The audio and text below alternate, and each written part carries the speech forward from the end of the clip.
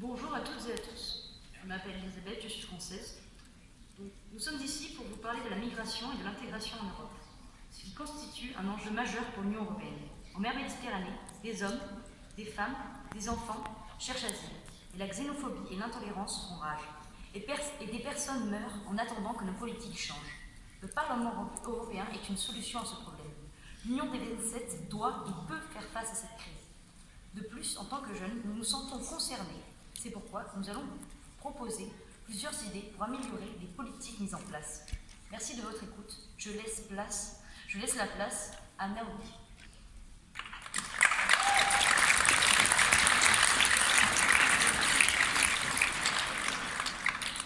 Well, thank you, Elizabeth. So the three main points we discussed in our group were the distribution of refugees, the economic funds, and the sensibilization. So as far as it concerns the distribution of refugees, we agreed on fair distribution based on economical strengths of each country, but also fair distribution based on population that each country has. And also we agreed that every country should open their borders, even small countries. It is not fair that countries don't want refugees or migrants. We thought that they cannot refuse to accept them. They just can't give money to countries who want to take them. So we thought that it is not acceptable that countries nowadays don't accept migrants. So if they don't want to accept migrants, they have to pay incentives or consequences. As far as it concerns economical funds, we thought that it would be important to use funds to integrate people who come from different countries, of course. These people need help to find a job, but the most important thing is education. These people have the right to join school, have the right to learn new languages, and they also have to be informed about economic, social, political issues of the country they arrive in for their first time. So we agreed that they should be this thing could be done in new accommodation centers, which should be created equally in each country of the European Union. And as far as it concerns sensibilization, we agreed that it is important to inform the citizens of developed countries about the background of refugees or migrants who decide to leave their home, families, belongings. So it is really important to eliminate stereotypes in nowadays. We thought about organization of international projects thanks to the help of each country member of the European Union. And also citizens should be informed about the reason why people leave their countries. Also, we focused on war because the main reason people leave their countries is because of the war. So, the European Union members don't have military influence on most developing countries. However, it is clear that controlling more the selling of weapons would surely represent a solution for the future. Thank you.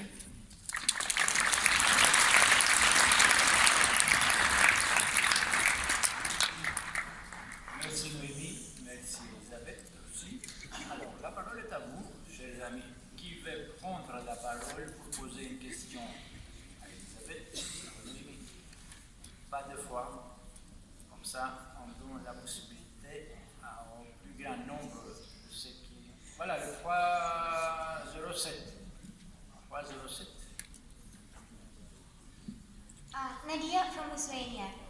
What about integration? Do you think the migrants should learn the language of the country they are coming and some traditions? Do they need to integrate? Thank you for your question. Well, I think that yes, we focused on integration too, and we thought about that. We thought that people who come to a country they don't know, they should, of course, learn the language. But we didn't focus more about like the traditions because we didn't have much time.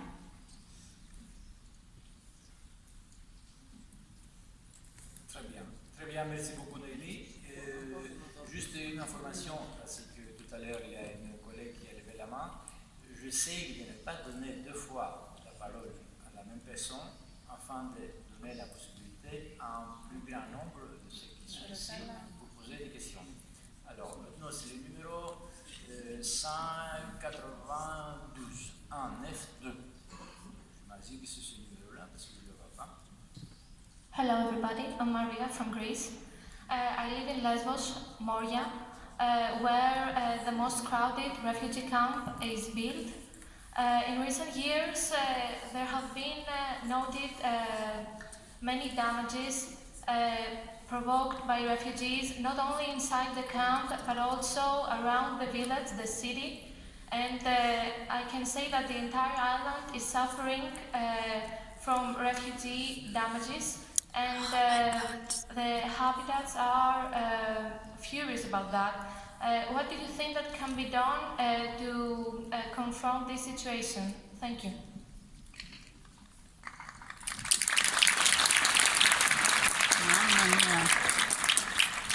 Well, actually, there were like controversial opinions about this particular question because some people said that there's the need of controlling more the borders of each country that is accepting migrants, but others wouldn't agree. So we didn't like set a point because we couldn't find an agreement on this topic in particular. Bien, cela veut dire que le sujet est vraiment compliqué pour ne pas pouvoir se mettre d'accord. En tout cas, merci pour la question. Je combattis, parce que je connais en grec, mais en européen aussi, les difficultés des villes de Lesbos, Chios et Samos concernant l'arrivée des immigrés. Et voilà, continuons. Qui veut prendre la parole pour poser la question? 727. 722. 722. Hello, I'm Afonso, I'm from Portugal, and I want to say two matters. The first, refugees are not just from the north of Africa and the Middle East. For example, in Portugal, we are receiving many people from Venezuela. Venezuela is passing a very difficult situation. For example, for you buy food, you need to pay a lot of money, really, because it is a high inflation in Venezuela. The second point, for example, France sells guns to the Islamic terrorist groups, and then terrorist groups make wars, and then with the wars came refugees to Europe. I would like to hear what you have to say. Thank you.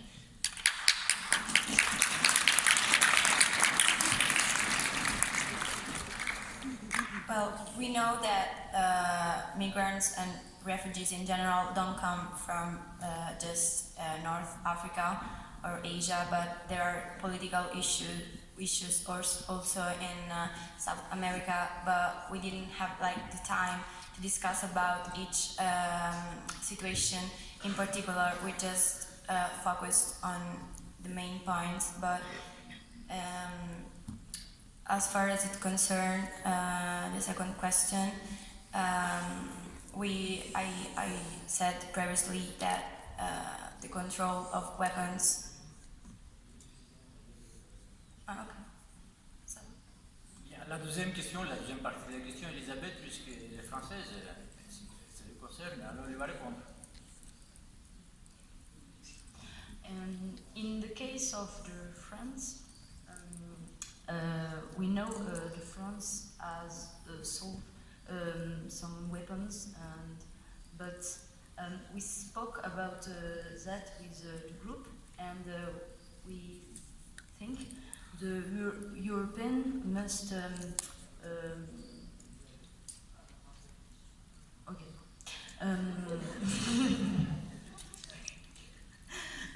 Donc nous avons parlé de ceci avec le groupe et on sait très bien que donc, la France a vendu des armes. Cependant, nous avons conclu que l'Europe devrait au contraire durcir ses politiques et interdire le droit de vendre des armes, car finalement c'est un cercle vicieux. Nous entretenons nos migrants et après nous les refusons. Voilà, nous les refusons. Donc il faudrait durcir les lois. Je suis d'accord avec que ce serait plutôt au contraire le rôle de l'Europe de durcir les lois contre les États qui vendent des armes illégalement. Cependant, il faut aussi des preuves pour avancer sur autre chose. Même si je sais que ça a été pour vous. Voilà. Bon, très bien, c'est un peu brouillé tout ça. C'est une question, c'est un sujet assez compliqué. Il n'y a pas le temps pour eux. Je vais dépasser presque 1 minute pour chaque rapport. Alors, les collègues vont me taper sur les doigts. Alors, s'il vous plaît, c'est fini. On va procéder au vote. Le vote est ouvert. Qui est pour, qui est contre, qui s'abstient. Allez-y, s'il vous plaît, avant de dernier rapport. S'il vous plaît, comme j'ai dit au début, vous allez m'en vouloir parce que j'essaie de m'anticiper le temps. Donc, tout le monde a voté. Le vote est clos. 471 votants, 229, 114 contre, 128 abstentions. Le cinquième rapport est adopté avec une certaine majorité. Donc, nous allons applaudir tous ceux qui ont travaillé sur ce rapport. S'il vous plaît, applaudissez.